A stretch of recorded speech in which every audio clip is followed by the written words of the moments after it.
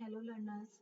So today I'm going to teach business environment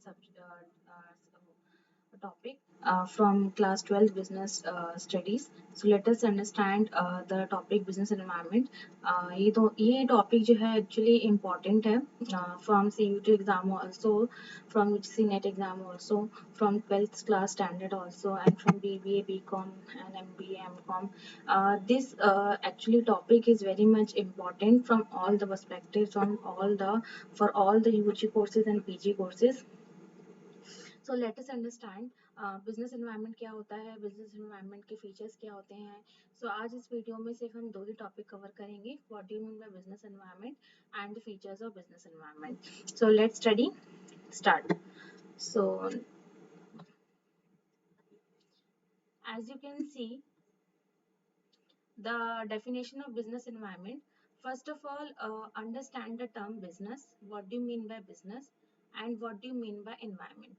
These both terms are very much common terms that we use in our daily life also when we are studying BBA, BCom, MBA, MCom. So this is a very common word.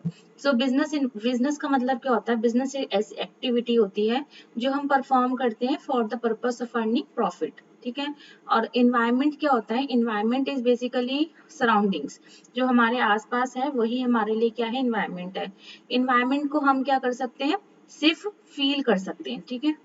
इसको feel कर सकते हैं, हम इसको touch नहीं कर सकते. ठीक है.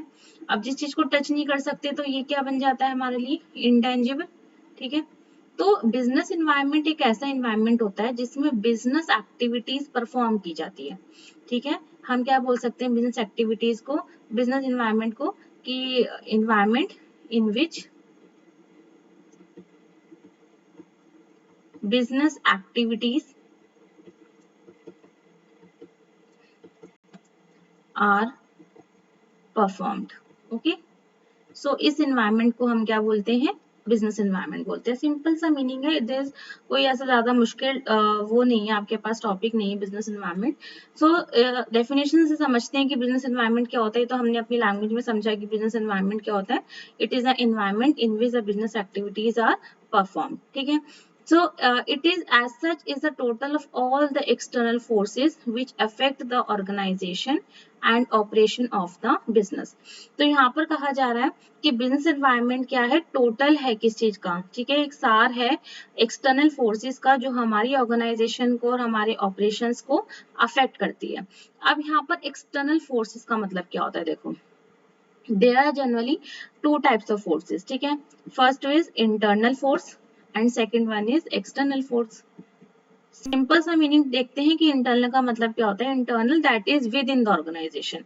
ठीक है. सपोज ये ऑर्गेनाइजेशन है, this is the organization. Organization के अंदर का जितना भी इन्वायरमेंट होता है या जितना भी फोर्स होता है, मतलब जो भी हम काम कर रहे हैं अपने बिजनेस के अंदर रह के, ठीक है, ऑर्गेनाइजेशन में रह के, वो सारे अफेक्ट होते हैं किससे? इंटरनल फोर्सेस से. अब इंटरनल फोर्सेस में क्या क्या होते हैं?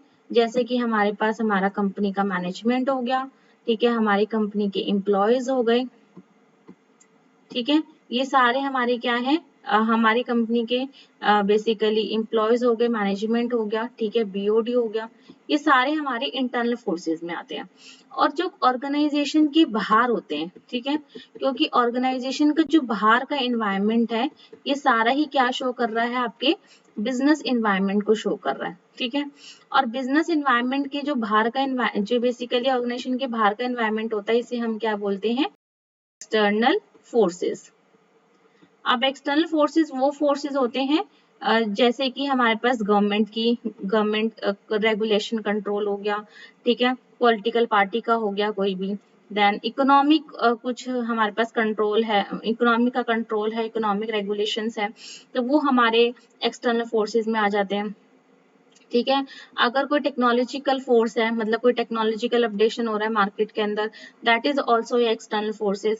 सो एक्सटर्नल फोर्सेज और इंटरनल फोर्सेज. ठीक है. एक्सटर्नल फोर्सेज जो होते हैं ये बिजनेस इन्वायरमेंट को कॉन्स्टिट्यूट करते हैं. इसलिए हम बिजनेस इन्वायरमेंट को क्या बोल रहे हैं? Total of all the external forces that affect the organization and operation of the business. Let us understand की एग्जांपल समझते हैं.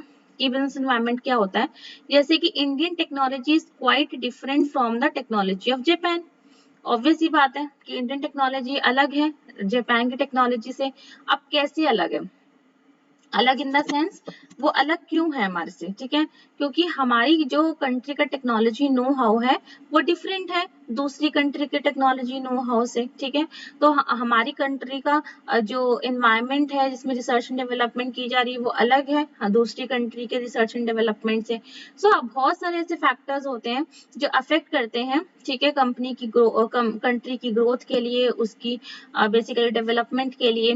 तो सिमिलरली ये एनवायरनमेंट ही है, बिजनेस एनवायरनमेंट ही है। हो सकता है कि वहाँ पर अपॉर्चुनिटीज ज्यादा आ रही हो, ठीक है, वहाँ पर एमएनसी ज्यादा हो जिसकी वजह से वहाँ पर टेक्नोलॉजिकल एडवांसमेंट बहुत ज्यादा होता हो, ठीक है, इंडिया में इस वजह से नहीं हो रहा है। तो यहाँ पर कुछ चीजें बेसिकली इंडियन टेक्नोलॉजी जो है वो इसलिए डिफरेंट है टेक्नोलॉजी ऑफ जापान से। तो ये एनवायरनमेंट ही है, बिजनेस एनवायरनमेंट ही है जो कहीं ना कहीं जापान की टेक्नोलॉजी को, जापान को टेक्नोलॉजी में वो आगे कर रहा है और इंडिया को टेक्नोलॉजी में पीछे कर रहा है, ठीक है। जैसे डिमांड फॉर साड़ीज में भी हाई इन इंडिया में वो हाई हो सकती है, ठीक है, और यहीं अगर फ्रांस में चले जाओ तो फ्रांस में लो हो सकती है, ड्यू टू कल्चरल वो कह लो, ट्रेडिशंस कह लो आप लोग, क्योंकि ट्रेडिशन के हमारी जो ट्रेडिशनल ड्रेस है वो हमारा साड़ी है वुमेन्स का, ठीक है, ट्रेडिशनल वियर जो है, और जो फ्रांस में है वहां पर वेस्टर्न चलता है। तो यहाँ पर देखो कल्चर भी कहीं ना कहीं अफेक्ट कर रहा है, रिलीजियस सेंटिमेंट्स अफेक्ट कर रहे हैं हमारे टेस्ट एंड प्रेफरेंसेस को, ठीक है। तो यहाँ पर सारी चीजें मिलके बेसिकली एक एनवायरनमेंट को क्या करती हैं, कॉन्स्टिट्यूट करती हैं, और जिस एनवायरनमेंट में बिजनेस एक्टिविटीज परफॉर्म करी जा रही है उसी को हम लोग क्या बोलते हैं, बिजनेस एनवायरनमेंट बोलते हैं। आई होप समझ आ गया होगा, ठीक है।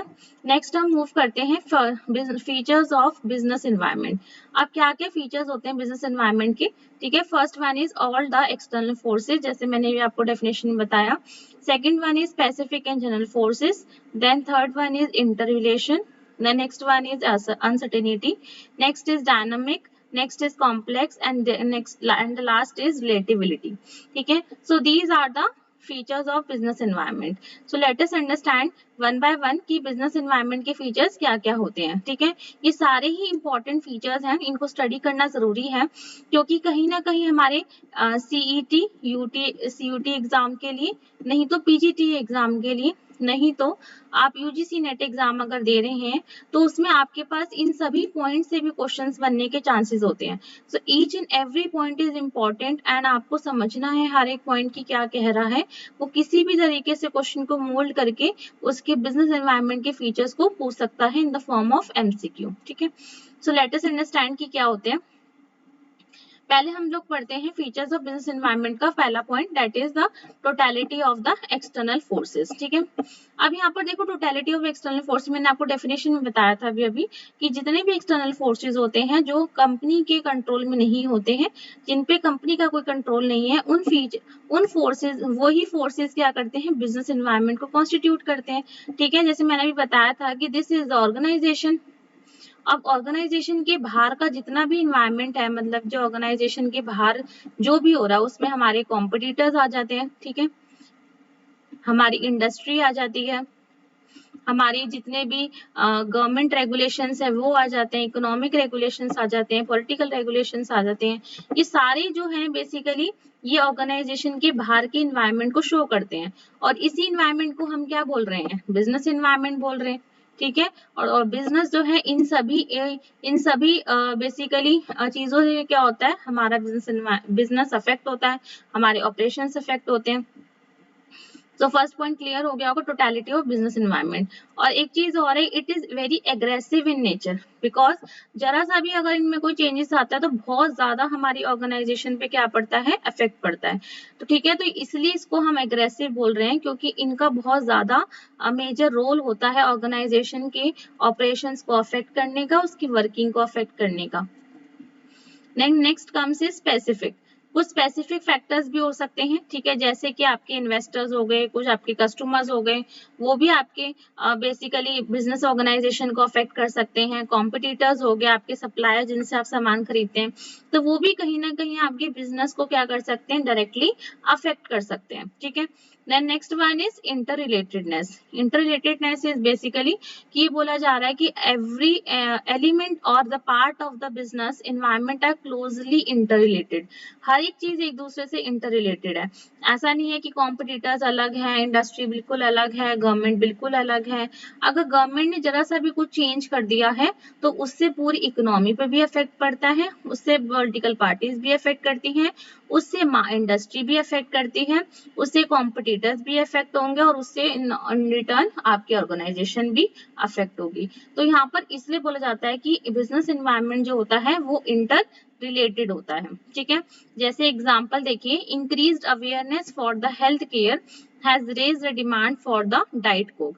अब जैसे ही हमने अवेयरनेस इंक्रीज करा हेल्थ केयर के लिए, तो उससे जो डिमांड है डाइट कोक की वो इंक्रीज होगी। लोग अब डाइट कोक ज्यादा प्रेफर करते हैं as compare to the normal coke जो हम लोग पीते हैं, या फैट फ्री कुकिंग ऑयल को ज्यादा प्रेफर करने लग गई हेल्थ अवेयरनेस की वजह से। ठीक है, तो देखो ये भी कहीं ना कहीं कहाँ इंटर रिलेटेड है।